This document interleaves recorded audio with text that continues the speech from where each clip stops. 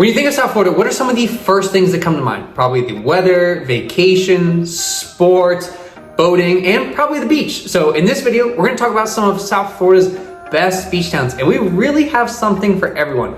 Everything from hidden beach towns and little hidden beaches, small beach towns, poppin' beach towns, and even luxury beach towns. So let's jump right into it.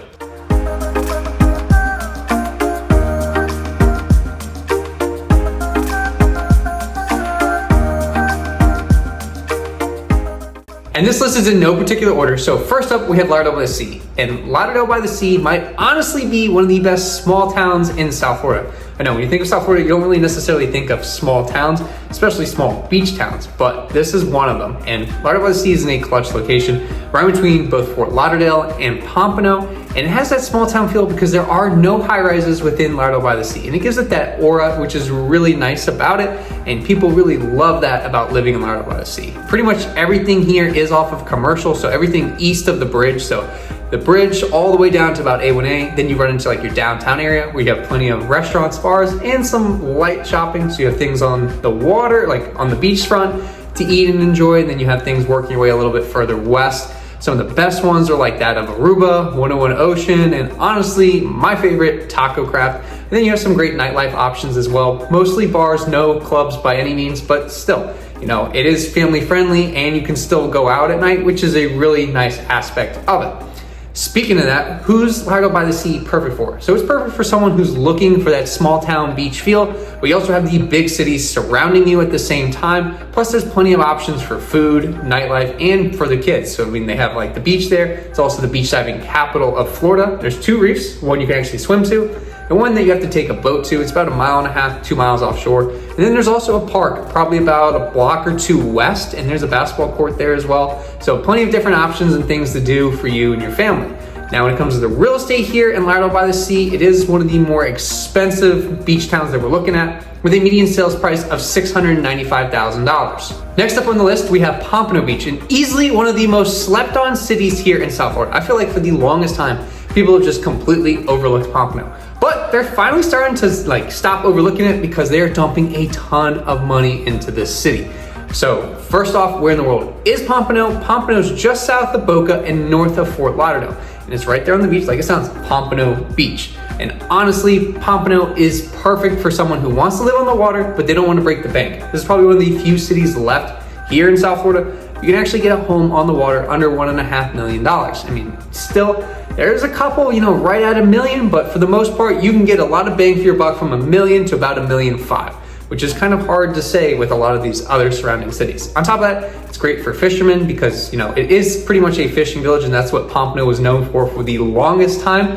And you're right there near the Lighthouse Point Inlet, so you can get in and out pretty quickly. And if you're not a fisherman, like I'm not a fisherman, like I'll go out with them, but it's not my favorite thing to do. Boating's your thing. This is awesome because you have the inlet you can go out of. You can head up to Boca, go to Lake Boca, or you can head further south into Fort Lauderdale and even into Miami. Now, when it comes to the real estate side of things, that's where I think, Pompano really shines. So they have a median sales price here of only $357,500. However, there's really a lot of different things going on. Like I said, a ton of development going on. So they've redone the pier, the fishing village, dumping a ton of money in the downtown. We just got Topgolf, they're redoing Harris Casino. So there's a lot of development going on, and they're really trying to catch up to that of Fort Lauderdale, as well as Boca, their neighbor to the north. With that being said, there's also plenty of new condos coming. I mean, if a Ritz is being built here in Pompano, that means there is a ton of money being dumped into the city. Next up, let's head just a little bit further north into Deerfield. And Deerfield's often overlooked as well as Pompano, but I feel like Deerfield is just like a little bit more well-known than that of Pompano. So Deerfield's just north of Pompano and just south of Boca. And honestly, Deerfield is perfect for people who love that laid-back lifestyle of South Florida. They love the beach. They love aspects of Boca, but they don't want to be paying Boca prices, but they still want to enjoy everything that Boca has to offer and Pompano has to offer. So this is a clutch location for you. I will say the beach is a little bit more commercialized than some of the other ones that we've looked at so far, but it's also one of the more famous beaches, I would say, here in South Florida. So you do have pretty much all like the things to do along the beach, whether it's the hotel, shopping, a little light shopping, dining options with some great dining options like that Whale's Rib and Rattlesnake Jake's, which are kind of like staples here in Deerfield. On top of that, they do have island and water sports where you can actually go surfing here in South Florida. I know surfing, you wouldn't really think about it, but the waves do get, decent, nothing crazy like you would see in movies in Hawaii and stuff like that, but still. And they do offer free lessons during the summer for kids, which is really nice.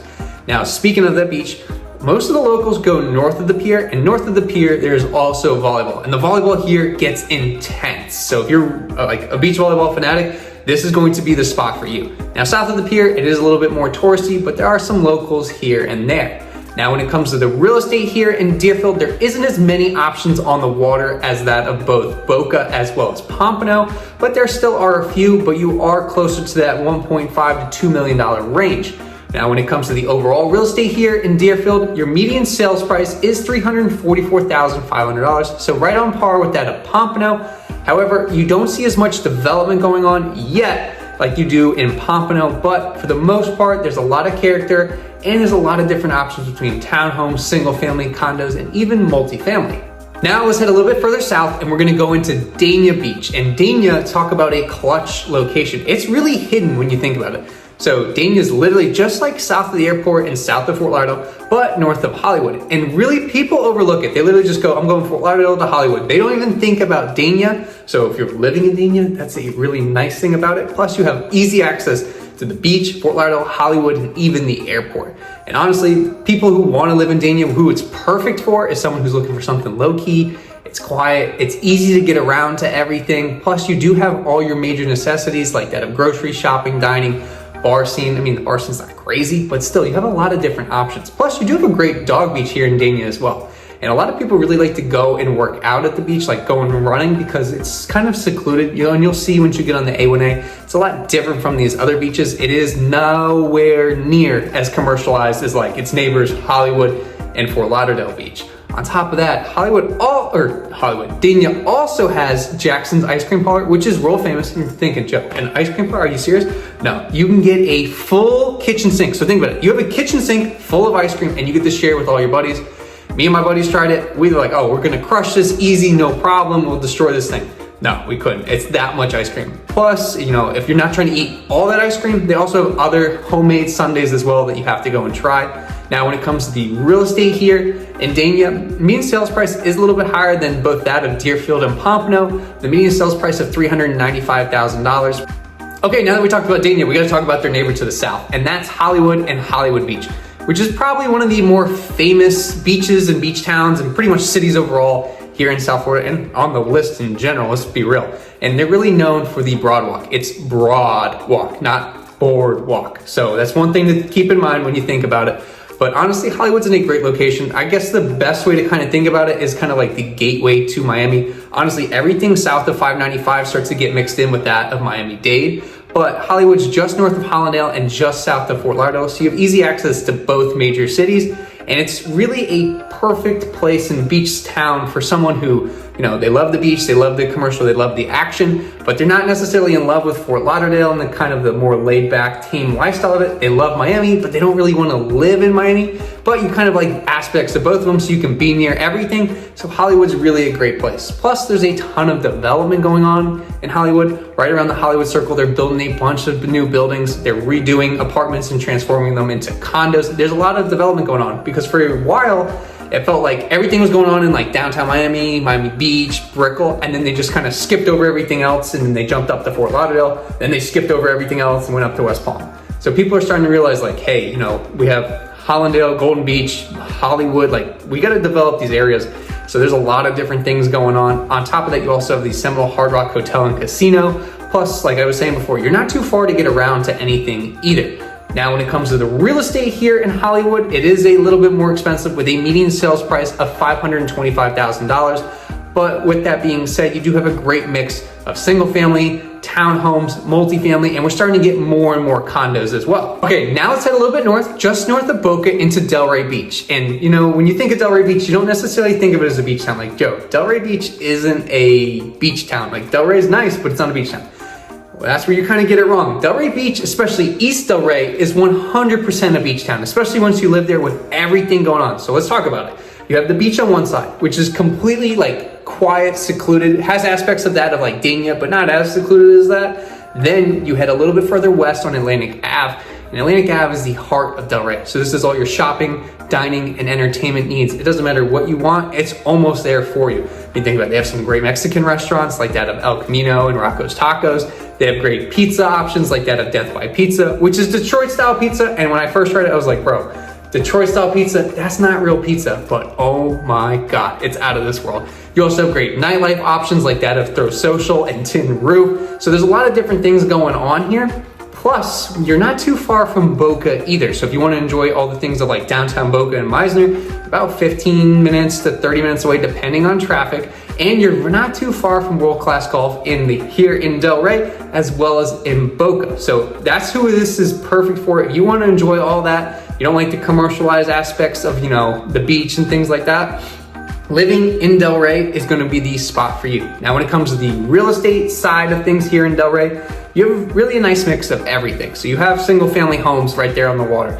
You have single family homes that aren't on the water. You have condos, you have townhomes. You do have multifamilies, you work closer to 95. And then you also have everything like West 95, because Delray does run all the way from the beach all the way west to the Everglades. So your median sales price is a little bit skewed because of how large it is, but overall, median sales price is $458,000. Now let's head even further north and talk about probably one of the most famous islands here in South Florida, and that's Palm Beach Island. And when a lot of people think of Palm Beach, they think of West Palm. No, Palm Beach is not West Palm. So in terms of location, it's literally directly east of West Palm. And that's what kind of gives it that aura and makes it so exclusive. And honestly, living in Palm Beach is perfect for those who are, number one, trying to get away from the Northeast and the cold, because most people who live here don't live here full time. Like, this is not their year-round home. It's very different from a lot of the cities that we've already talked about. Like, it's not a full-time residence type of city. However, you 100% could, just saying that most of your neighbors won't be there full time. Also, with that being said, it's kind of secluded and private. I mean, most of the beaches are private. There are some public ones, but there is a lot of privacy throughout the entire island, which is a really nice thing about it. Plus, you have some of the world-class shopping here on Worth Ave. Plus, you could head downtown to downtown West Palm and enjoy all the nightlife and different aspects that downtown West Palm has, plus the mall and other things. But if you want to just be secluded and private, you have that option. Not to mention all the billionaires that will be your neighbors, like that of Ken Griffin, Donald Trump, and Mar-a-Lago. You also have Stephen Ross, and even the owner of the Patriots, Robert Kraft. Now, when it comes to the real estate here on Palm Beach Island, it is a little bit higher in price point due to the exclusivity of it, with a median sales price being $2.575 million. And a lot of that is due, like I said, to the exclusivity of it, the privateness, and it not being most people's full-time residences. And last, but certainly not least, we have Miami Beach. And not just Miami Beach, I'm talking the south of 5th neighborhood.